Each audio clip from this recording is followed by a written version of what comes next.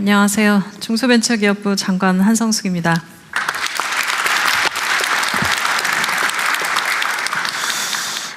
제가 오늘 맡은 키워드는 혁신입니다. 올해 초에 중소기업계가 정했던 것들의 키워드들이 스스로 튼튼하게 잘 해나가자라고 정하셨던 걸로 알고 있습니다. 그 부분에서 정부의 역할도 있고 또 기업들이 하셔야 될 역할들도 있고, 오늘은 저희가 굉장히 짧은 시간이지만 말씀드리면서 한번 방향에 대해서 논의해 보겠습니다. 첫 번째로 말씀드릴 부분은 기술입니다. 아무래도 중소기업이 성장을 해나가는 데 있어서 가장 중요한 것은 앞서가는 기술이라고 생각합니다. 정부가 어떤 부분에 있어서 민간이 지금 지원하는 기술에 대한 지원하는 방식을 좀 변경하고 있습니다. 그래서 이미 팁스라고 하는 민간이 먼저 투자하고 또 정부가 매칭하는 R&D의 지원 방식을 지금보다 앞으로는 더 많이 좀 해나가겠습니다. 이 이유는 민간에서 먼저 선택하시고 그리고 정부가 후행으로 따라가는 것들의 성공률이 높았고 이것이 시장에서 통하는 기술일 때가 많았기 때문입니다. 그리고 중소기업에서 굉장히 많이 현장에서 나왔던 얘기들은 너무 단기적으로 지원한다, 1년만 지원한다 라는 말씀들이 많으셨습니다. 그리고 중소기업이지만 굉장히 적은 금액으로 지원하기 때문에 우리도 더 크고 좋은 기술을 개발해야 되는데 지원 금액이 너무 작다는 말씀도 많이 하셨습니다. 고개를 많이 끄덕여지시는 거 보니까 그동안 고민들이 많으셨던 것 같습니다. 그래서 글로벌 나갈 때, 그리고 지금 딥테크라고 하는 좀 고난이도 기술 개발할 때는 4년간 최대 200억 원까지 지원할 수 있도록, 그리고 기업들이 좀 모여서 한꺼번에 지금 지원하실 수 있도록 하는 구조들로 좀 바꿨습니다. 그리고 신산업이라고 하는 부분이 있습니다. 중소벤처가 앞서갈 수 있는 부분들이 AI 관련된 부분들이 있고요. 또 제약 바이오 부분들이 있습니다. 방산이 있고 기후테크가 있습니다.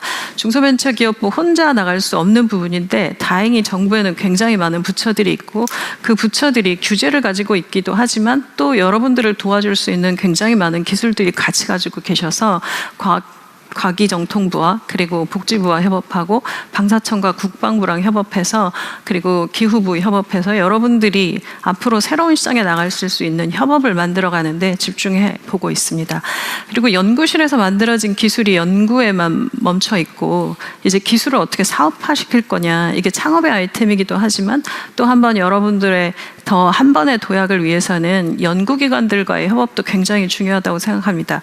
그런 부분에서 연구기관의 기술 이전이나 기술을 거래하는 플랫폼이나 또 한국형 STTR이라 해서 중소기업의 기술 상용화 프로그램을 만들어내는 부분에 좀 집중하려고 합니다. 그리고 스타트업들에서 작년에 발표했을 때 가장 좋았다고 말씀하신 부분입니다. 정부가 혁신기술의 첫 번째 구매자가 되겠다라는 말씀 드렸는데요. 올해 아마 곧 관련된 부분에 발표가 좀 있을 것 같습니다. 그래서 딥테크 관련된 실증 구매도 좀 하고 공공조달의 제도도 좀 바꿔서 혁신기업들이 좀 더 조달 시장에 쉽게 들어올 수 있고 또 정부가 제일 첫 번째 구매제가 돼서 시장에서의 실패를 좀 더 정부가 감당하는 제도들의 변경을 하겠습니다. 두 번째입니다. 두 번째는 생산성 향상입니다. 스마트 제조라고 부르고 AI 공장이라고 부르고 피지컬 AI라고 여러 가지 단어들이 있지만 똑똑한 공장이라고 정리해 보았습니다.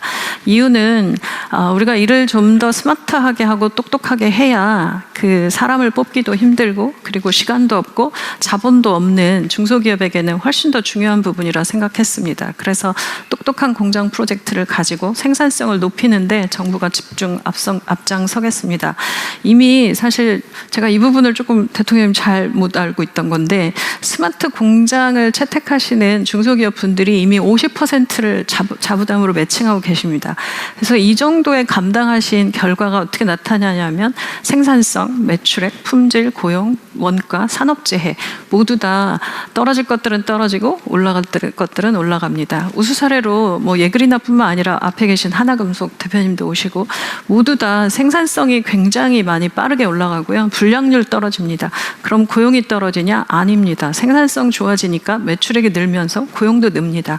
일하는 직업의 이 업의 변화, 그리고 새로운 젊은이들이 또 와서 일할 수 있는 IT 기업 같은 모습으로 변화된 공장의 모습을 우리가 볼 수 있습니다. 정부가 지금까지 지원하던 방식을 좀 바꿔보겠습니다. 지금까지는 단일 기업, 중심으로 중소벤처기업부가 지원하고 있었는데요. 이 부분들도 좀 더 합쳐서 지원하고 그룹 단위로 지원하고 또 융자는 융자, 출연은 출연, 보증은 보증 이렇게 구분해서 매번 신청하셔야 됐다면 이 부분을 한 번에 묶어서 출연과 융자와 보증을 패키지로 묶어서 한꺼번에 지원해드리는 방식으로 좀 바꾸겠습니다. 그리고 공동사업 중심으로 생태계도 좀 바꿔야 된다고 생각합니다. 중소기업이 잘하는 분야들이 있습니다. 뭐 뷰티, 푸드, 패션 이거 외에도 굉장히 많은데 이 부분들은 중소기업과 전문기관을 연결해드리는 부분들로 좀 바꾸고요.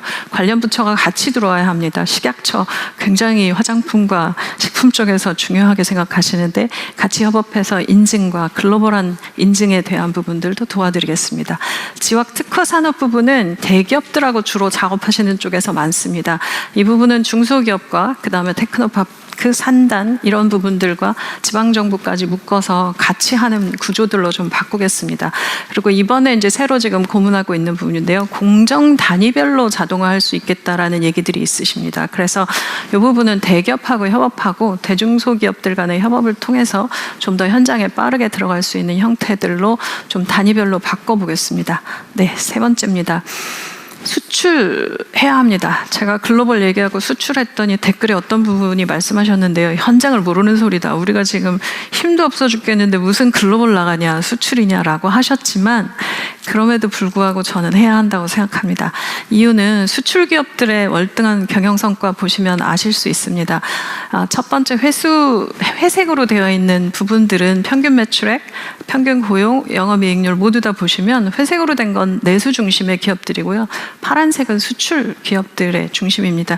저는 이것을 스마트 공장에서도 느낀 거지만 이유는 새로운 걸 하고 다른 걸 하다 보면 어쨌든 무언가 바꾸게 되어 있습니다. 그러면 그 사이에 경쟁력이 생기고 힘든 과정 속에서 어떻게 새로운 방식을 찾아 나갈 것인가에 대한 그런 부분들을 할 수 있다 생각합니다.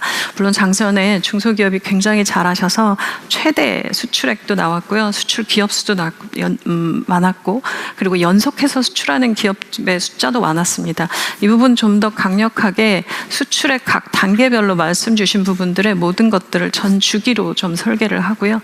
그리고 수출에 있어서 지금 이번에 저희가 생각하고 있는 게 첫 번째입니다. 내가 사업을 했을 때 첫 번째 수출을 도전했을 때 첫 번째로 어떤 매출을 냈을 때 첫 번째 창업했을 때 이런 이라고 하는 걸 어떻게 도와드릴 것이냐라고 하는 부분들을 정리하고 있습니다.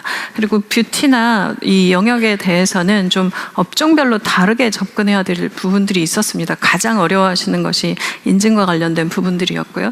그리고 식품도 그렇지만 뷰티도 이 이름을 좀 특별한 어떤 전문 용어 작업하시는 거 그리고 문서 작업하시는 거 이런 거 너무 어려워하시는 부분들이 있어서 차별화된 업종별 지원해드리겠습니다. 그리고 온라인 수출을 굉장히 강조하는데 직접 오프라인으로 먼저 나가시기 전에 테스트하기에 굉장히 좋다고 생각합니다. 그래서 온라인 관련된 수출하는 부분과 그리고 지식재산처 협업해서 K브랜드 보호하는 부분들도 좀 적극적으로 하고요. 그리고 데이터 센터나 소프트웨어 현지화 그리고 정부가 가지고 있는 코트라나 중소벤처기업부가 가지고 있는 여러 해외 중진공의 여러 그 해외 거점들을 한꺼번에 다시 쓸 수 있도록 좀 정보를 공개해 드리도록 하겠습니다. 마지막입니다. 모두의 성장을 함께 만들어 가겠습니다. 지금까지 말씀드린 것처럼 R&D, 수출, 그리고 마지막 뭐였죠? R&D, 수출, 스마트 제조, 생산성 향상. 네. 이 부분에 대해서 저희가 매번 개별적 사업을 지원해드리고 있는데 제가 와서 보면서 느낀 건 회사를 하는데 우리가 이때는 수출만 하고 이때는 R&D만 하고 이때는 공장 생산성만 하고 이러진 않지 않습니까?